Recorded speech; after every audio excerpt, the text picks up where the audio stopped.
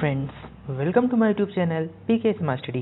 Daily current affairs के video series में आपका स्वागत है। आज है 25 नवंबर 2020 से करंट अफेयर्स के जितने भी इंपॉर्टेंट क्वेश्चन बनते हैं हम इस वीडियो में डिस्कस करेंगे।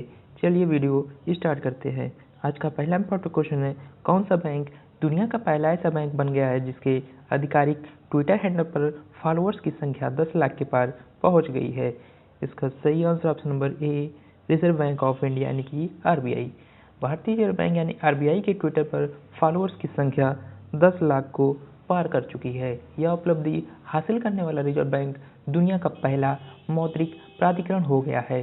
इस सूची में मैक्सिको का केंद्रीय बैंक दूसरे स्थान पर, ट्विटर पर उसके फॉलोअर्स की संख्या 7.74 लाख है।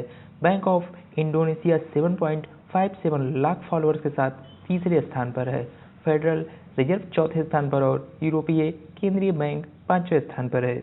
चलिए आपको डिटेल्स में आरबीआई के बारे में बताते हैं। आरबीआई का गठन 1 अप्रैल 1935 को हुआ था।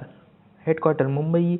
प्रेसिडेंट गवर्नर शक्तिकांत दास, जो कि आपको इमेज में दिखाई दे रहे हैं। ये 25 नवंबर के गवर्नर हैं। First governor sir Osborne Smith, जो कि non Indian. First Indian governor CD Deshmukh. First Indian lady governor केजू देशी। इसके लोगों में पांथर एंड पाम ट्री है। ये क्वेश्चन बन सकता है। बात करें इसके राष्ट्रीयकरण का तो 1 जनवरी 1949 को आरबीआई का राष्ट्रीयकरण हुआ था। अगले क्वेश्चन पे जाने से पहले अगर ये वीडियो आपको पसंद आ रही हो तो लाइक और शेयर जरूर कर दें। साथ ही में हमारे Telegram channel PK smart study को भी ज्वाइन कर लें। वहाँ आपको सारे पीडीएफ एक साथ मिल जाएंगे। क्वेश्चन नंबर 2, हाल ही में भारत और किस देश के बीच समुद्री अभ्यास सिम्बेक्स 20 का आयोजन किया जा रहा है?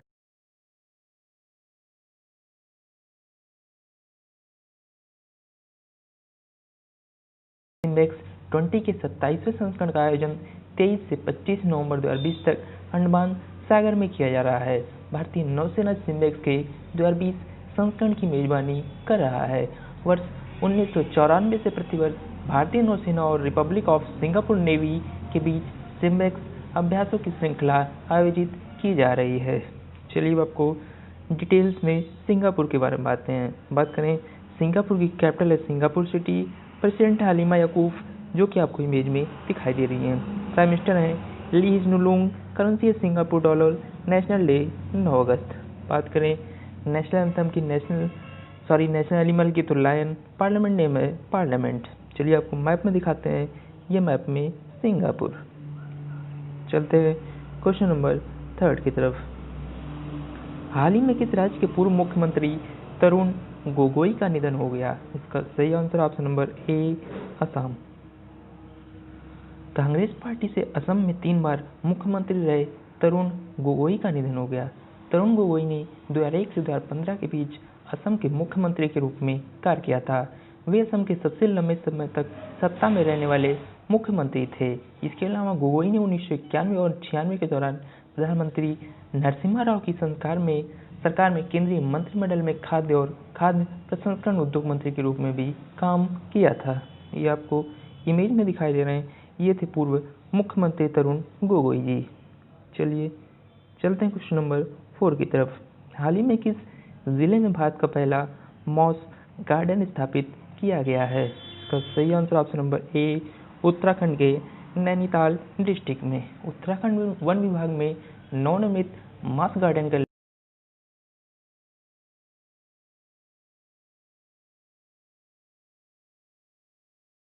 जिले में 10 हेक्टेयर में फैला हुआ है। मॉस गार्डन, जिसे बनाने में लगभग 1 साल का समय लगा, इसका उद्घाटन water man of India Rajendra Singh ने किया था। बात करें कैंपा योजना के तहत खुरपा ताल के पास निर्मित मॉस गार्डन को जुलाई 2019 में स्वीकृत एक परियोजना के तहत विकसित किया गया था।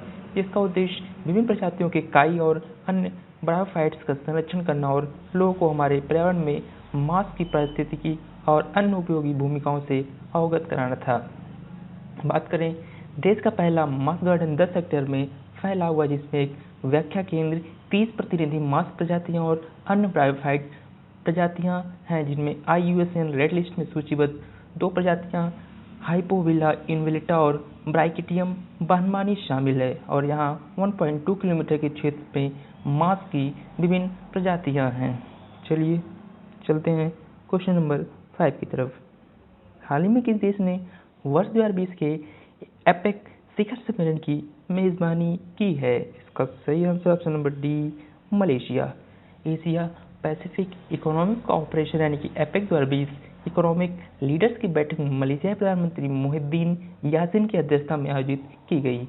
यह पहली मौका था जब सभी 21 एपेक इकोनॉमिक लीडर्स कोविड-19 महामारी के कारण वर्चुअली बैठक में शामिल हुए थे। एपेक 2020 समिट का समापन एपेक पुत्रराजा विजन 2040 को अपनाने और 2020 कोलालंपुर घोषणा के साथ हुआ। एपेक समिट 2021 की मेजबानी न्यूजीलैंड करेगा। यह दूसरी मौका था जब मलेशिया ने एपेक बैठक की मेजबानी की थी। इससे पहले मलेशिया ने 1998 में इसकी मेजबानी की थी। चलिए चलते हैं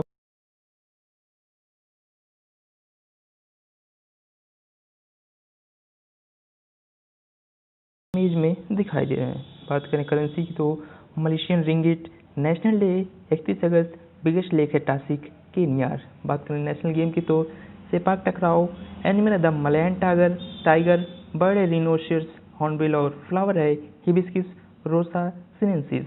पार्लियामेंट नेम है दीवान रियाकत एंड दीवान नेगारा। चलिए आपको मैप में दिखाते हैं। ये मैप में मलेशिया। चलते हैं क्वेश्चन नंबर 6 की तरफ। हाल ही में कोरोना के चलते कौन सा इंडिया इंटरनेशनल चेरी ब्लॉसम महोत्सव रद्द कर दिया गया? इसका सही आंसर ऑप्शन नंबर बी, पांचवें इंडिया इंटरनेशनल चेरी ब्लॉसम महोत्सव को कोविड-19 महामारी के कारण रद्द कर दिया गया। यह फेस्टिवल हर साल मेघालय की राजधानी शिलोंग में आयोजित किया जाता है। हिमालयन चेरी ब्लॉसम के विशिष्ट शरद ऋतु के फूलों के लिए मनाया जाता है। सर्दी का मौसम शुरू होते ही गुलाबी रंग के चेरी ब्लॉसम के सुंदर फूलों को पूरे मेघालय में देखा जा सकता है। हर साल फेस्टिवल के दौरान शिलोंग फिटनेस, कला, फैशन शो, रॉक कंसर्ट सहित विभिन्न कार्यक्रमों का आयोजित किया जाता है। चलिए अब आपको डिटेल्स में मेघालय के बारे में बात करें। मेघालय का गठन 21 जून 1972 को हुआ था। वर्तमान मुख्यमंत्री श्री कॉनरेड के संगमा जो कि आपको इमेज में दिखाई दे रहे हैं। गवर्नर है Satyapal Malik ji. Capital Shillong. First CM W A Sangma. First governor BK Nehru ji. Lok Sabha seat 2, Rajya Sabha seat 1। बात करें टोटल डिस्ट्रिक्ट की तो 11। बात करें मेघालय का हाईकोर्ट मेघालय में है। चीफ जस्टिस हैं विश्वनाथ सोमादर जी। चलिए आपको मैप में दिखाते हैं। ये मैप में मेघालय। चलते हैं क्वेश्चन नंबर 7 की तरफ।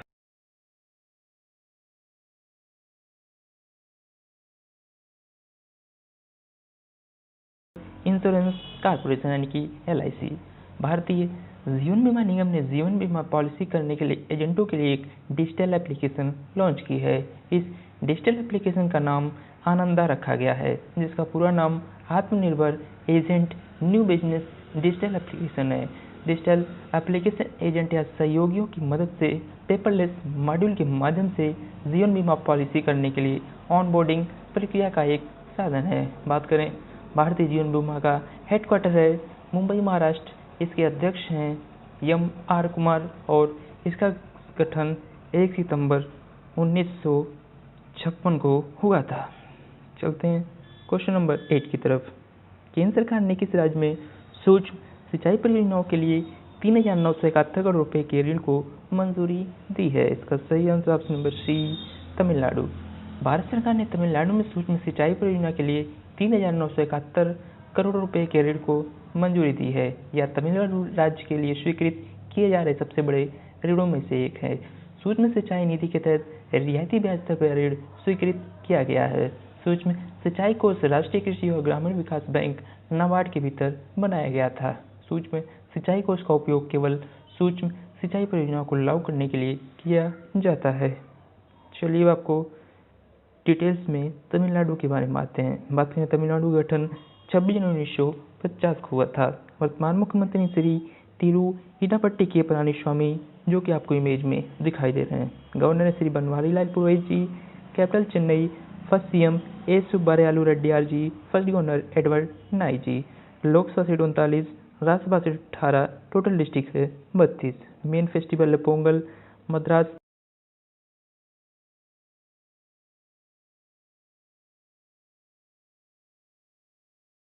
चलिए आपको मैप में दिखाते हैं। ये मैप में तमिलनाडु। चलते हैं क्वेश्चन नंबर 9 की तरफ। अमेरिका के निर्वाचित राष्ट्रपति जो बाइडेन ने अपनी पत्नी जिल बाइडेन के लिए निम्न में से किस भारतीय मूल की महिला को नीति निदेशक नियुक्त किया है? इसका सही आंसर है ऑप्शन नंबर सी, माला आटिगा। अमेरिका के निर्वाचित राष्ट्रपति जो बाइडेन ने 20 नवंबर 2020 को भारतीय अमेरिकी माला आटिगा को अपनी पत्नी जिल बाइडेन की पॉलिसी डायरेक्टर नियुक्त किया है। इससे पहले माला आटिगा व्हाइट हाउस के वरिष्ठ कर्मचारियों में उप सहायक सचिव रही हैं। माला आटिगा ने जिल बाइडेन के सीनियर एडवाइजर और बाइडेन कमला हैरिस के कैंपेन में सीनियर पॉलिसी एडवाइजर के रूप में काम किया है। ये आपको इमेज में दिखाई दे रही हैं, ये हैं माला आटिगा जी। चलते हैं, आपको ले चलते हैं क्वेश्चन नंबर 10 की तरफ। भारत के किस केंद्रीय मंत्रालय ने पहली बार भूमि प्रबंधन प्रणाली यानी कि लैंड मैनेजमेंट सिस्टम के लिए एक पोर्टल लॉन्च किया है? इसका सही answer option number C, ministry of defence यानी कि रक्षा मंत्रालय। केंद्रीय रक्षा मंत्री राजनाथ सिंह ने हाल ही में भूमि प्रबंधन मामलों से निपटने के लिए पारदर्शिता और गति लाने के लिए रक्षा भूमि प्रबंधन प्रणाली LMS के लिए एक पोर्टल लॉन्च किया है। यह पहली बार है जब LMS का विकास रक्षा विभाग के साथ साथ महानिदेशक रक्षा संपदा और सशस्त्र बलों द्वारा किया गया है। इस GIS आधारित प्रणाली के लिए तकनीकी सहायता Bhaskaracharya institute for space application and geo informatics द्वारा प्रदान की गई है। चलिए चलते हैं क्वेश्चन नंबर 11 की तरफ। हाल ही में किसने ATP टूर 2020 खिताब जीता है? इसका सही answer option number A, Daniel Medvedev.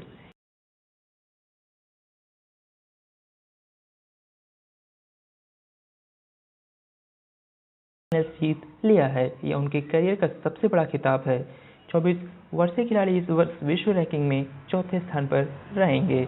वहीं दूसरी ओर डबल फाइनल में डच क्रोशियाई जोड़ी वेस्ले कुलोफ और निकोला मैक्टिंग ने जुगेन मेजर और एडवर्ड रोजर वेस्लिन को हराकर अपना पहला खिताब जीता है। ये आपको इमेज में दिखाई दे रहे हैं, ये हैं डेनियल मेडवेडेव।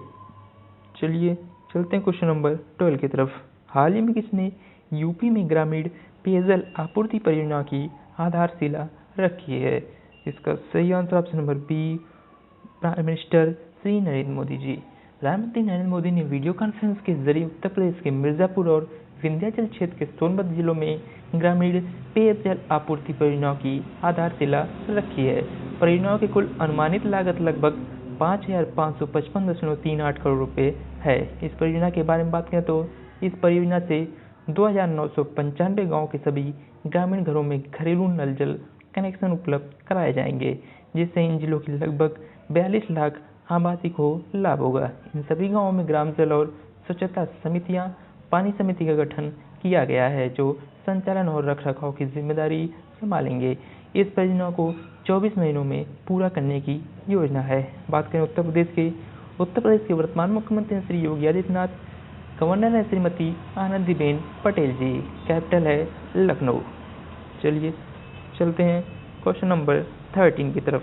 हाल ही में किस साहित्य अकादमी पुरस्कार विजेता का निधन हो गया है? इसका सही आंसर है option number C, Sheikh Khwaja Hussain. प्रसिद्ध तेलुगु कवि, पत्रकार, पटकथा लेखक और केंद्रीय साहित्य अकादमी के पुरस्कार विजेता शेख ख्वाजा हुसैन जी ने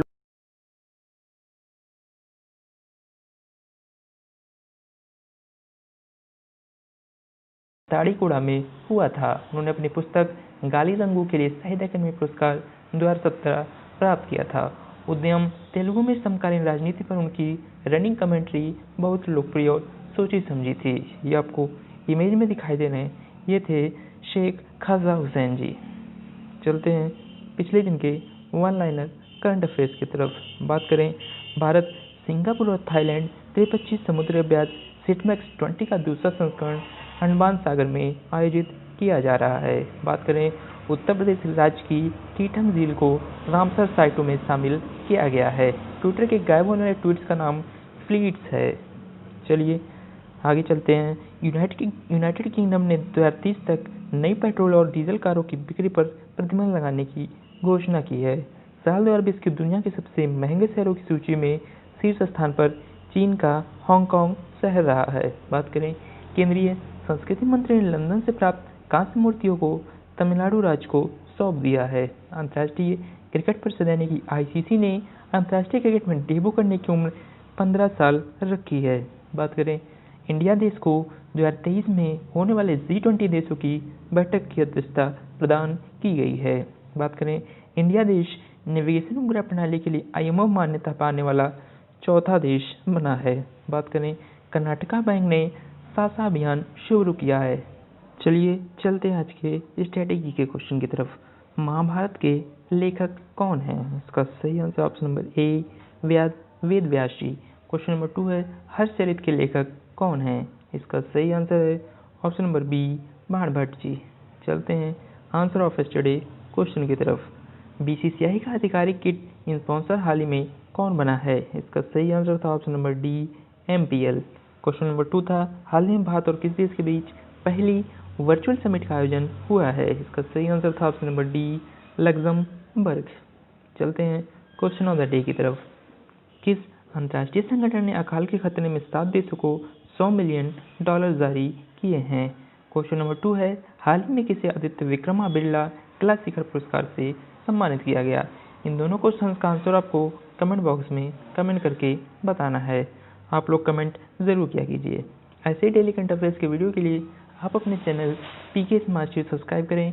वीडियो अच्छी लगी हो तो लाइक और शेयर ज़रूर करें। Thank you.